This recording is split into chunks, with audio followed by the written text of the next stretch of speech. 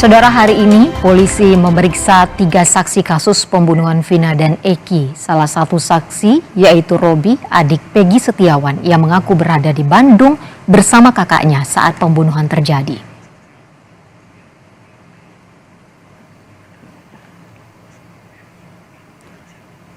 Ada 3 orang yang akan diperiksa, yakni Robi Setiawan, Iwan, dan Yadi.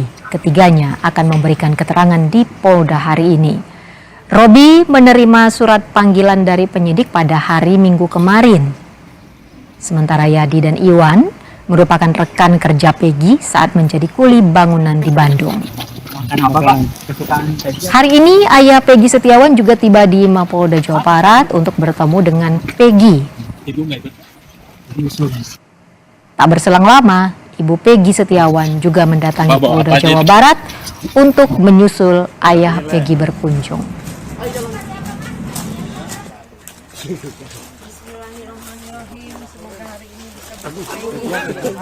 Sekarang mudah-mudahan bisa ketemu sama Peggy.